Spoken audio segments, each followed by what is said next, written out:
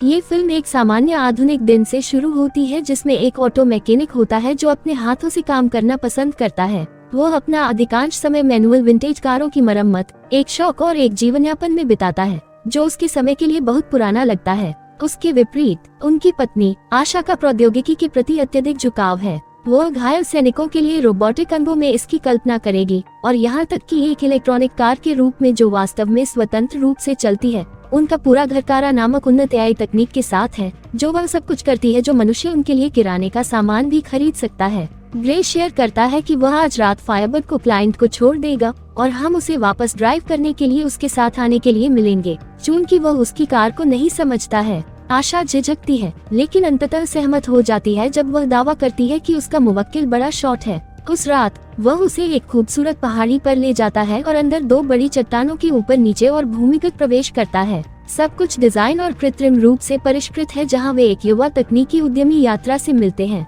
वह सामाजिक अजीबता के साथ अजीब लेकिन प्रतिभाशाली दिखाई देता है क्योंकि वह एक इंडोर क्लाउड बनाने में व्यस्त है। हालांकि आशा के लिए वह वेसल कंप्यूटर के निर्माता से मिलने के लिए बहुत हैरान है जो उद्योग में प्रसिद्ध था, लेकिन ग्रे को शायद ये पता भी नहीं है। आखिरकार उनकी बातचीत हारून को अपने नवीनतम और सबसे बड़े आविष्कार दुनिया के भविष्य की तने से परिचित कराने की ओर ले जाती है। वह उन्हें सब कुछ करने की पूरी क्षमता के साथ अपने बग जैसे माइक्रोचिप की एक विशेष झलक देता है, बस इसे एक बेहतर मस्तिष्क के रूप में वर्णित करता है। जबकि दोनों आविष्कार से रोमांचित हैं, ग्रे अलग तरह से सोचता है और अधिक बेरोजगार लोगों को लाइन में देखता है। कामों की एक दिलचस्प रात के बाद दंपति कार में एक अंतरंग क्षण का आनंद लेते हैं, इसके एक भत्तों पर जोर देते हैं। हालांकि यह अचानक नए ताज में चक्कर लगाता है। ग्रे के पुराने पड़ोस में तेज गति से कार में खराबी आ जाती है जिससे वे एक स्क्वेटर क्षेत्र में एक दुर्घटना में चले जाते हैं। सौभाग्य से वे कुछ चोटों के साथ बच गए और रहस्यमय आदमी उनकी तत्काल सहायता के लिए आते हैं और अचानक उनकी मदद करने के लिए वे युगल को अलग करके और आशा को निशाना बनाकर अपने असली इरादों को प्रकट करते हैं।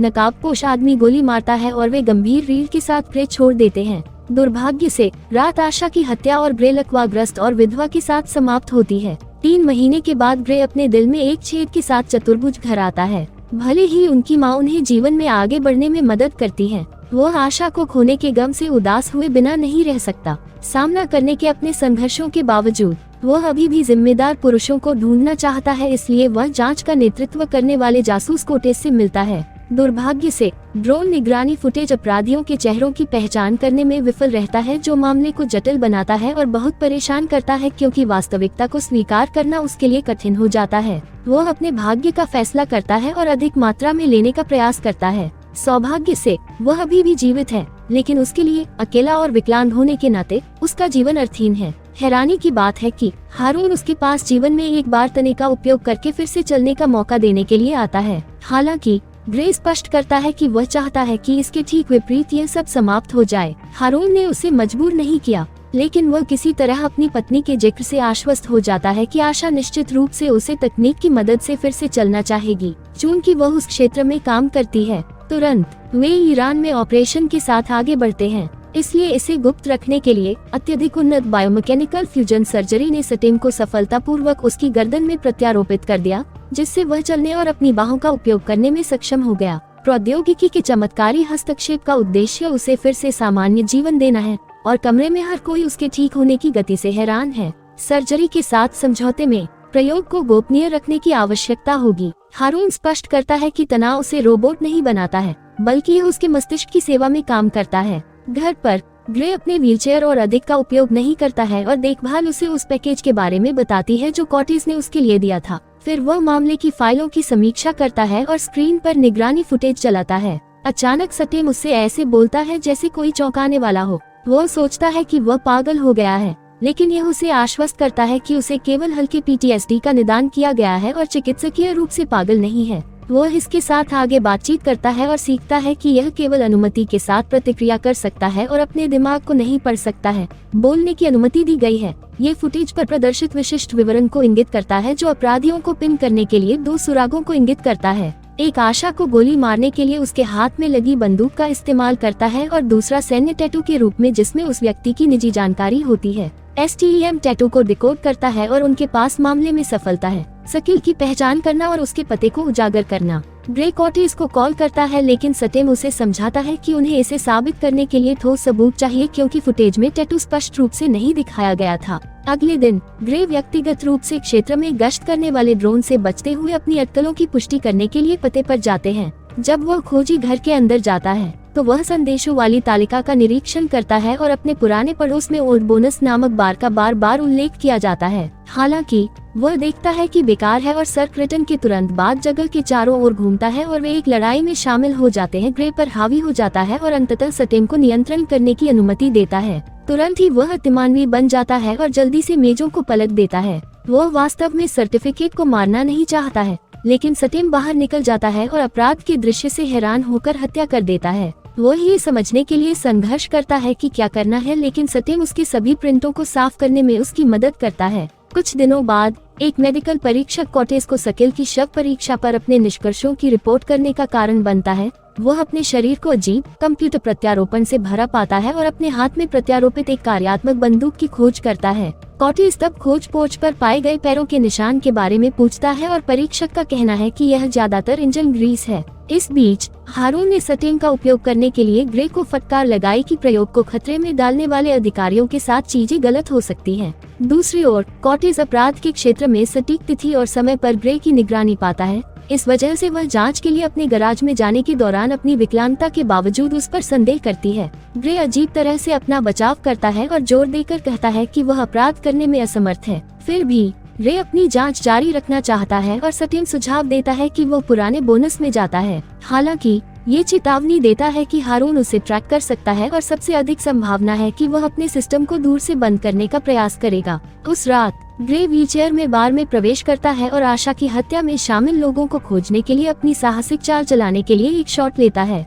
शर्म के बिना वह अपनी पत्नी की तलाशी या हत्या से जुड़े किसी भी व्यक्ति को सामने आने की अपनी घोषणा से सबका ध्यान आकर्षित करता है। कमरे में सभी की मूर्खतापूर्ण हंसी के बीच टोलन उसके पास उसका मजाक उड़ाने के लिए आता है, जो कि सकस की मौत के उल्लेख पर उसे परेशान करता है। इसलिए वह उसका सामना करने के लिए उसे आराम कक्ष में ले जाता है। ग्रे ने जोर देकर कहा कि उसने उसे मार डाला, लेकिन टोलन को लगता है कि वह इसे बना रहा है क्योंकि यह शारीरिक रूप से असंभव है उसके लिए कुछ भी करने के लिए। अंततः टोलन शामिल होने की बात कबूल करता है, इसलिए महान स्टेन को संभालने की अनुमति देता है। तुरंत ग्रे हर किसी पर हावी हो जाता है और इस बार टोलन को इलेक्ट्रोक्यूट करता है।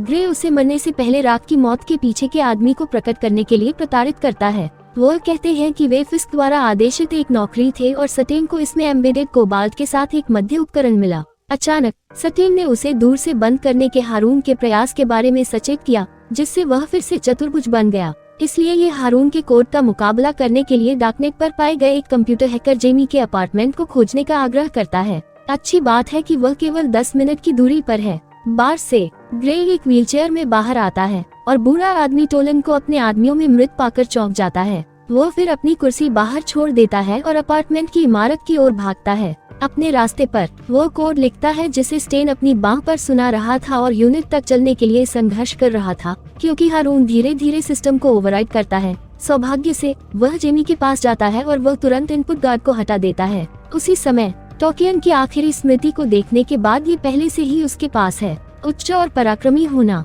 वह बूढ़े आदमी को अपनी सांसों से भी मारता है। उसके मस्तिष्क को चबाने के लिए सूक्ष्म मशीनों का उपयोग करके वह उसे केवल तब समाप्त कर देता है जब टोलन को अपार्टमेंट में प्रताड़ित किया जाता है। जेमी ग्रे को सूचित करता है कि इनपुट गार्ड को हटाने के प्रभाव में कुछ समय लगेगा और जब वह फिस्क और उसके आदमी को इमारत में देखती है तो वह जल्दी से निकल जाती है। वह उसे जमीन पर लिटा देती है और हारून के कर्मचारी भी उसकी यूनिट के रास्ते में हैं। ग्रे खुद को घसीटकर भागने की कोशिश करता है, लेकिन फिस्की जल्द ही उसके पास पहुंच जाता है। सौभाग्य से सटेम समय पर पहुंच जाता है और जवाबी कार्रवाई करता है, जिससे वह जल्दी से बच निकलता है। हारून स्टाफ का पता लगाने पर फिस्की तेजी से बाधा से बचने के लिए उन्हें हटा देता है, जबकि उसका आदमी छत पर महान पीछा करने के लिए दौड़ता है। दौड़ने के लिए कहीं नहीं बचा है। सटेम नियंत्रण लेता है और तेजी से उस आदमी पर हमला करता है जो उसे अपनी प्रत्यारोपित बंदूक से गोली मारता है। अगली सुबह ग्रे घर पहुंचता है और अपनी मां को देखकर हैरान रह जाता है। उसके पास ऑपरेशन के बारे में बताने के अलावा कोई विकल्प नहीं है, क्योंकि उसने पहले ही उसे चलते देखा है और वह गोपनीयता समझौते को तोड़ देता है।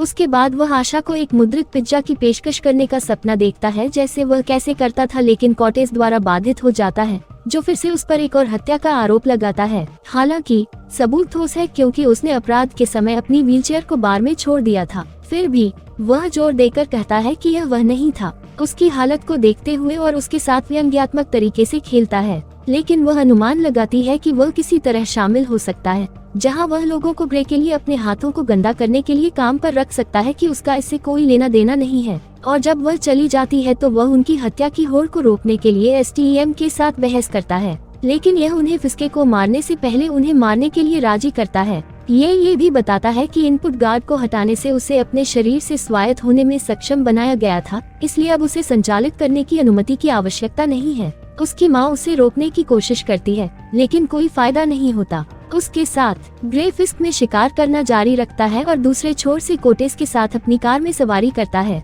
स्थापित श्रवण यंत्र का उपयोग करना। कुछ ही समय बाद उसे पता चलता है और सटेम नोटिस करता है कि वह उसका पीछा कर रही है, इसलिए वे उसे ट्रक पर खोने की कोशिश करते हैं, लेकिन वह STEM में बहुत अधिक दृढ़ है क्योंकि यह इलेक्ट्रॉनिक नहीं है, इसलिए वह अपनी कार के साथ खिलवाड़ नहीं कर सकती। सौभाग्य से हाईवे पर एक ऐसा है जो सटेम ओवरराइड कर सकता है और तुरंत कॉटेज कार में दुर्घटनाग्रस्त हो जाता है। क्षण भर बाद ग्रे फिस्क के स्थान पर आता है और उसे बंदूक की नोक पर पकड़ लेता है। आशा बिस्क की हत्या के आरोप के बावजूद वह शांत और साफ रहता है। उसने उसे उन्नत की एक श्रेष्ठ दौड़ में शामिल करने का उपहार दिया, यहाँ तक कि वह उसे शामिल होने और उनके साथ खड़े होने के लिए आमंत्रित करता है। हालांकि ग्रे को केवल ये जानने में दिलचस्पी नहीं है कि उसे काम करने के लिए किसने भुगतान किया, तो मुट्ठी से पता चलता है कि काम ग्रे था, न कि उसकी पत्नी को एक चिकित्सा उपकरण से उसकी रीढ़ को अलग करने के लिए। लेकिन उनकी पत्नी के साथ जो हुआ वह सिर्फ अतिरिक्त पैसों के लिए था। आशा के अपमान से क्रोधित उनका मुकाबला तीव्र युद्ध में बदल गया।